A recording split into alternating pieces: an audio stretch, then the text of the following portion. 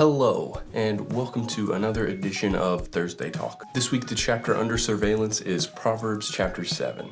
And let me tell you, it's a doozy. Not gonna lie, this is a weird chapter. If you're just reading it with no context or anything like that, you would not fully understand this chapter. Is it a metaphor? Is it real? Did Solomon really see this dude from his windowsill get abducted? Was he just telling the story to make a point? Was Solomon the dude who got abducted? Not entirely sure, but there is a lesson that we can get out of this chapter. The first thing that I want you to notice from this chapter is the parent language that is at the beginning of this. Before he gets into that weird part, he talks to you as if you're his child. He says, "My son, obey my words and treasure my commands." We're called to obey our parents, right? We're supposed to listen to what they say, right? And when they say, listen up, you're a little bit more inclined to listen up because you know what they're about to say probably has more meaning than what they usually say. Well, the writer here is kind of saying the same thing. Hey, listen up. This is really, really important. Let's listen to what he has to say.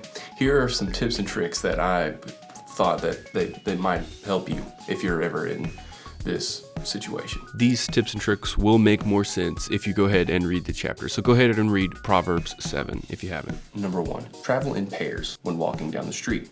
When you walk alone, you're easy prey. Mine now. If you walk with someone, you've got someone to protect you.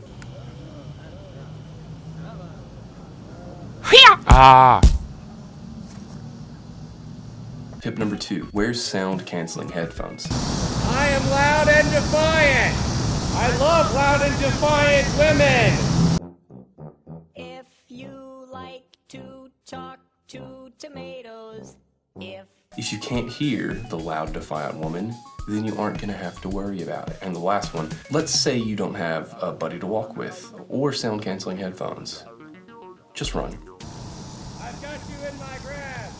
My linens are made of Egyptian cotton. Run.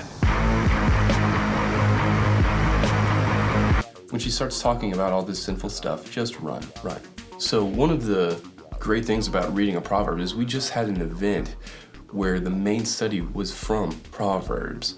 In one of the lessons, the speaker challenged us to find any verse in Proverbs. Anyone out of all 31 chapters, and any verse, you can do this and hopefully get something out of that singular verse. We're gonna stick to chapter 7, but we're gonna try that thing that was taught to us. It was from the lesson of David Skidmore, and he said there are 3 attributes that could be given to any verse from Psalm.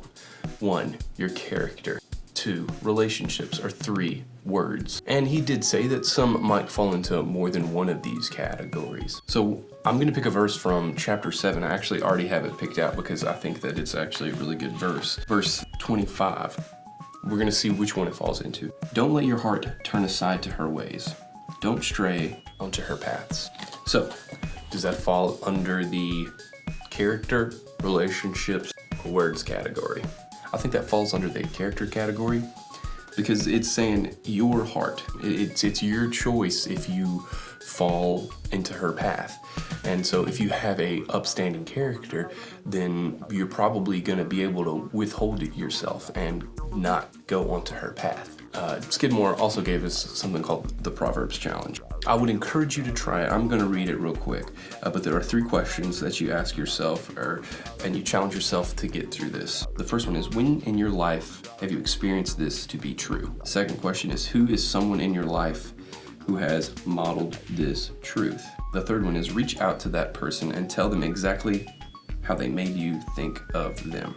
If we were to continue the Proverbs challenge with verse 25, don't let your heart turn aside to her ways, don't stray onto her paths. When has there been a distraction? When has there been something sinful that you've wanted to do and you said, no, I'm not gonna let my heart guide me that way. I'm gonna stay true to what Jesus wants me to do. When have you experienced that? The second one, who is someone who models that for you? Who is someone that you know has been tempted but has remained strong? Who has that upstanding character? Who has modeled this for you that you want to be like? Think about them and how their strength is. And the third thing, tell them.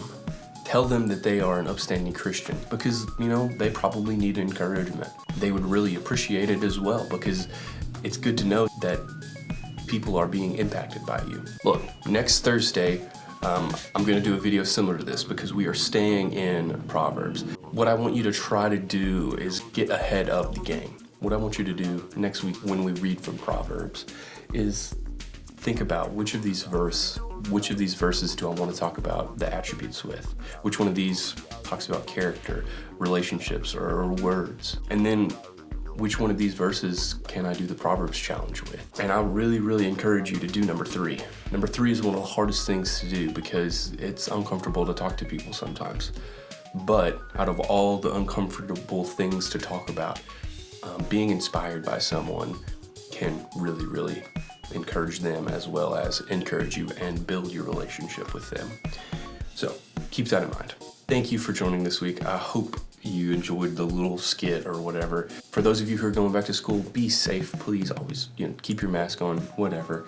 If you're staying online and having to do stuff at home, keep up with your work. It'll make you a whole lot better, and you won't have to put off reading your Bible. You'll have more time to read your Bible, which is really, really important. I look forward to seeing you guys very, very soon.